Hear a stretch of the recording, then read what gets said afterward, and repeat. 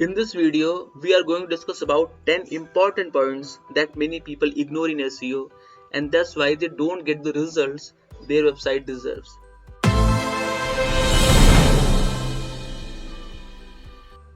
So number 1, not focusing on LHK. So when we say LHK, that stands for low hanging keywords. And this is very important for old websites. So for example, if you have been doing SEO for last few years and your site has hundreds or thousands of pages, so there may be few keywords which are already ranking on second page, third page or fourth page. So if you are doing SEO for, let's say, for 20 keywords, or if your SEO guy is doing SEO for, let's say, 50 keywords, but you or your SEO guy is not focusing on low hanging keywords which are already on great positions on second, third or fourth page, and if those keywords will hit first page, you will start getting more organic traffic. And you know, more organic traffic means more leads, more sales. So it's always recommended. Let me show you one snap here.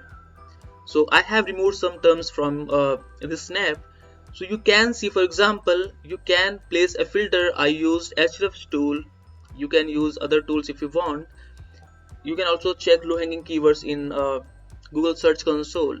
You can check position of those keywords and can make an action plan accordingly.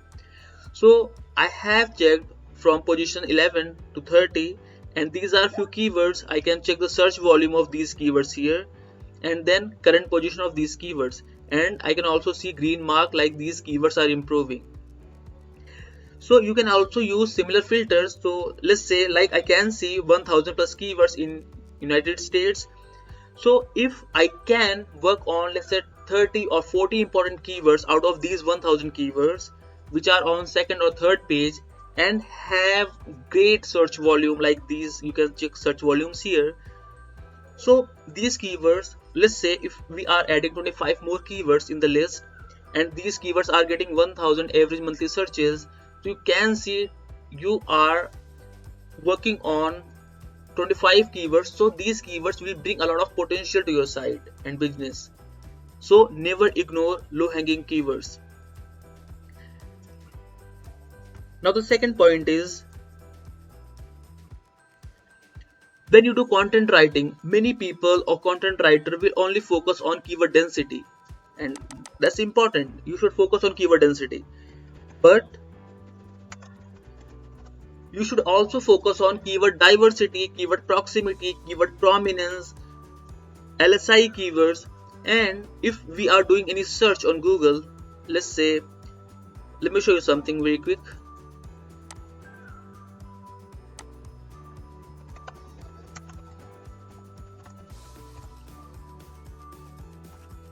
So suppose I checked digital marketing costs on Google, and you can see Google SEO results, but you should also check people also ask section, because you will find few great topics here and you can include these keywords or these phrases in your content. You can write couple of lines, you can try to cover these topics in your content, and that will make your content stronger. So always focus on keyword density, keyword diversity, keyword proximity, keyword prominence, LSI words, and also check people also ask section. And we also discussed about low hanging keywords. So for example, if you are going to target 3 more keywords for that page, so include that keyword also, or because you will have to include those keywords in your content because you want to give them some boost or support so they can hit first page quickly. So the third point is, content writing is a very time consuming task. It takes a lot of time, and you will have to hire any writer if you don't have time, and that writer will charge some amount. And suppose if not a single content of your site is ranking on Google, so it's not bringing any value. You are only increasing resources, you are only wasting your time and money, but you are not getting the value you should get from your content writing efforts. So what you can do here, people post around 2 million blogs every day worldwide. So if you are writing generic content, if your content has no value or any research, then that will be part of that 2 million content, you will not stand out, your content will not stand out. So what you can do, first, do topic research properly and include more media research graphs in your content. And also focus on, let me show you one thing real quick. So let's say I checked link building on Hrefs and I can see all pages, published ones. So these are the pages where content was not republished, and these are the pages where the content was republished, or you can say old resource was updated. So you should also focus on, for example, if so many pages are updating the content, you can also check you can check the list here, and suppose if you want to check only pages which have updated the content, you can check this section. It will take few seconds, and now you can see, for example, if so many pages, like you can see this content was first published in 2017 and you can see 2022 in the title, so the content was updated. And you can also see first published 9th of May 2016. So when people are updating their old resource, it means that page, that content, that topic is useful, that topic is bringing value. That's why people are caring about that topic and they are updating their old resource. And when you are doing content research, also check live and broken section.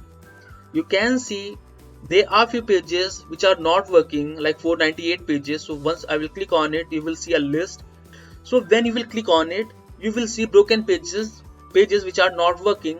So you can try to find out pages with a lot of backlinks or referring domains, and can try to write similar content for your site, and then outreach those websites and can ask a backlink for your content or blog, because that page was not working. You have written similar content on that topic, so there will be some possibility, because they are currently giving link to a 404 page which is not working. So when they will link back to your page, at least their users will have better user experience.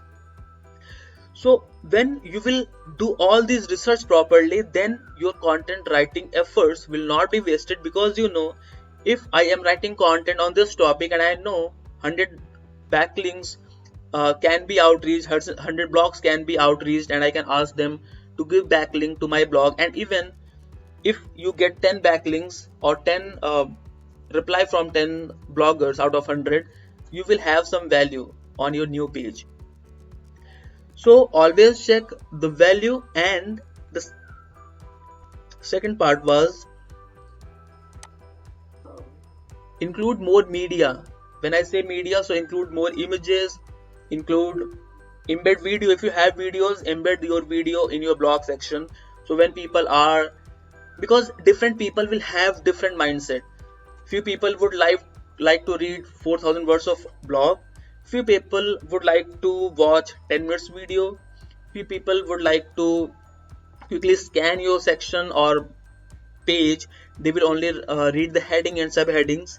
And few people would like to check the images, like what you are covering on the images. And when you are doing some research, always include graphs if possible, right? So all these will make your content attractive, engaging, and people will spend time. For example, if they are checking the images, or if they are checking headings, subheadings, bullet points, at least they are increasing every session duration of that session. So that will also help your site to have better user experience. Number 4, too much focus on link building.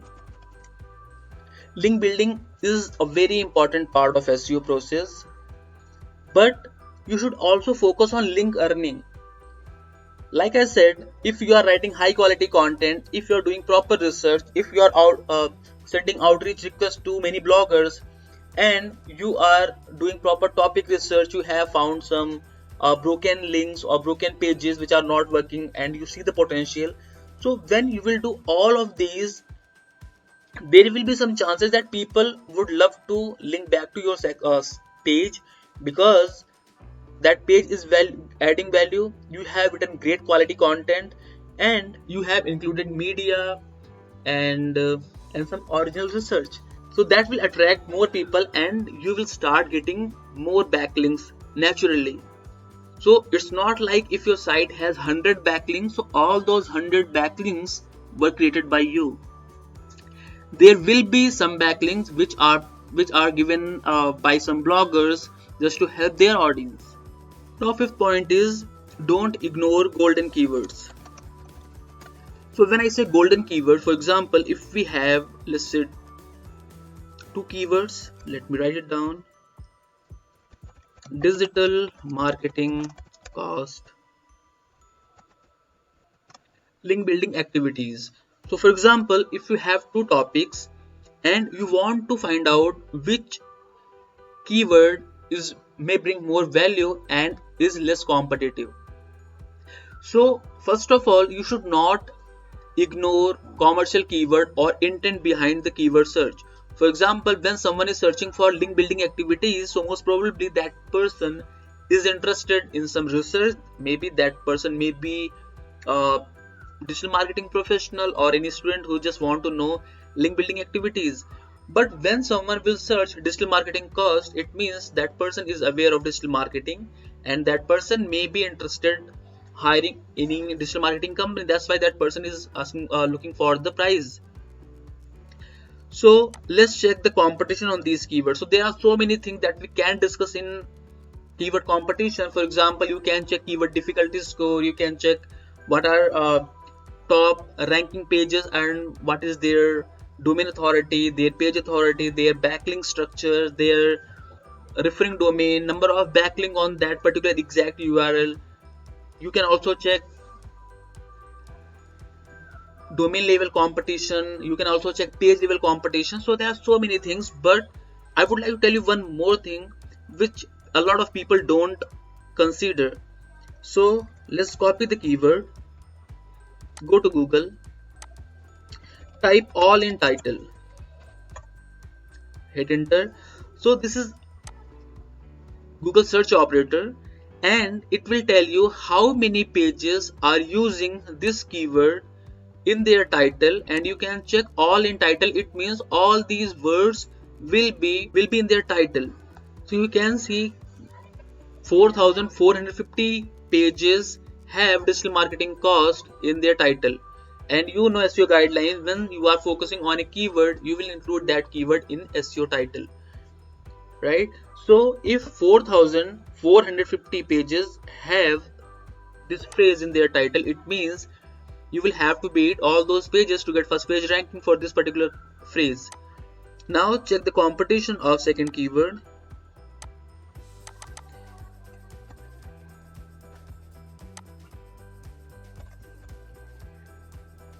So you can see 262, only 262 pages have mentioned link building activities in their title tag. You can see link building technique or activities is here. So order may be anything, but all these words will be available in the title. You can also see SEO, link building activities here. You can see link building activities. Let's scroll a bit. Link building activities is here. So you can see this keyword is not very competitive. I mean, by checking this stat, so only 262 pages have written this keyword or this phrase in their title. So you will have some idea about the exact competition on this particular phrase. Always check all in title competition before you are going to write any content on any particular topic. Now let's discuss about EAT and topical authority. So EAT stands for expertise, authority, and trustworthiness. And these are part of quality letter guidelines. And especially when you are in YMYL category. Let me type it here. YMYL, your money or your life. So when you are in finance, health, or other critical industries, your expertise matters. You will have to focus on EAT, and a lot of people ignore it. And second is topical authority. So for example, if you are writing content and you are covering different topics, for example, if you are in healthcare, you are writing about yoga, then you are writing about nutrition, then you are writing about let's say men's health. So you are not covering a specific topic. So you should focus on one topic first. Let's say you are focusing on yoga. So write, let's say 10 articles or 15 articles on yoga. Try to cover different topics of yoga.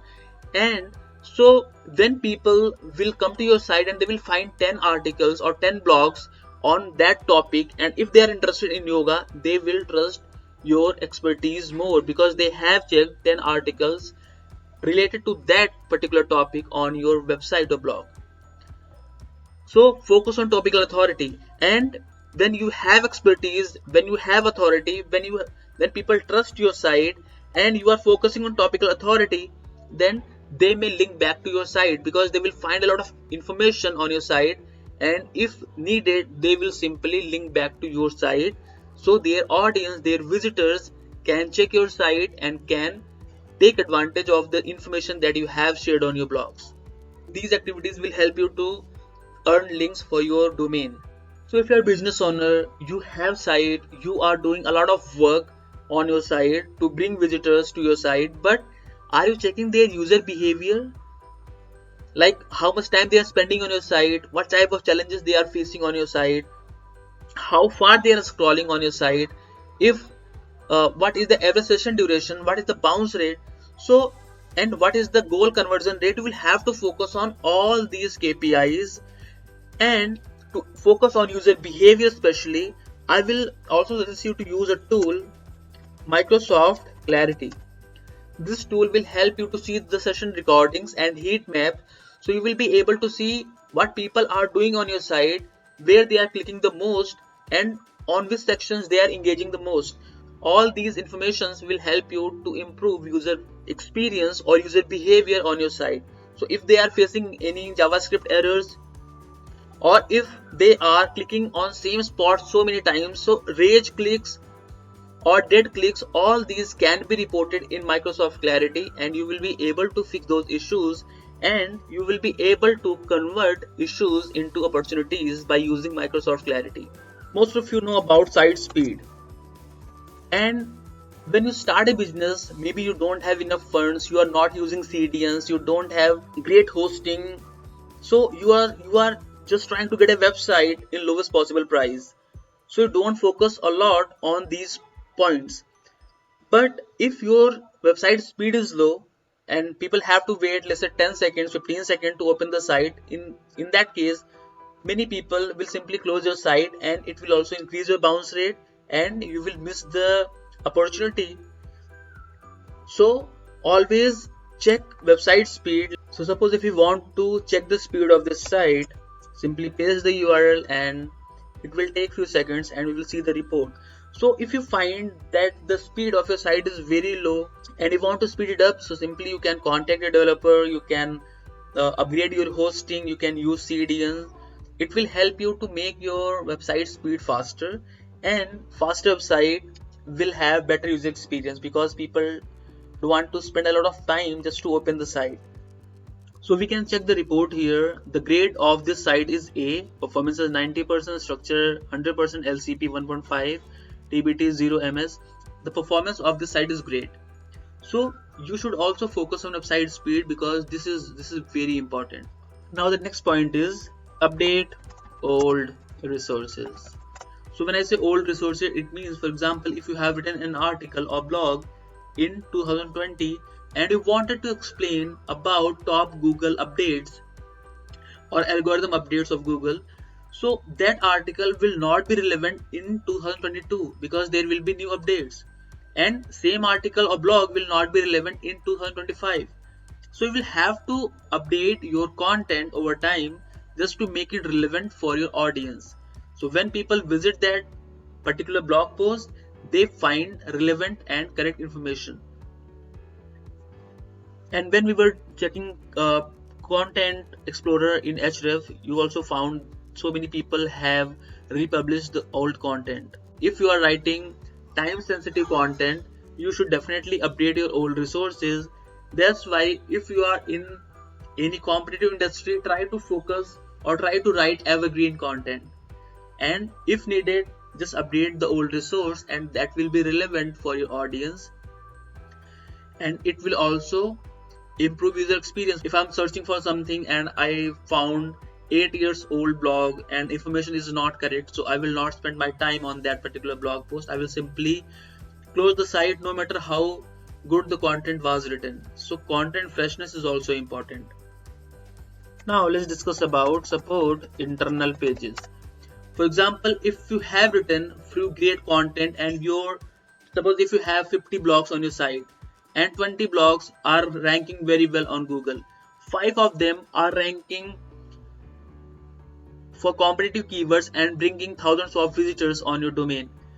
So you should try to utilize the power of those 5 blogs, or let's say of those 20 blogs, to send some traffic on your low performing pages. For example, if you are writing new content or if your pages are least performing, you can simply link back to those pages from your top performing pages. So when people are reading content on those pages, because you know thousands of people are reading content written on that page or on those 5 or 20 pages. So when those people will find internal link of other blog post, and if the context is good, they will simply go to those pages and will also spend some time on that content, and it will give some exposure to your least performing pages too. And if they want to link back to that content, they will simply link back to that content, and it will also start improving in search rankings. So when we talk about SEO points, there may be hundreds of points, but in this video I wanted to share only these 10 points, and I hope you liked the video. So that's all for this video. I'll see you in the next video. Thank you.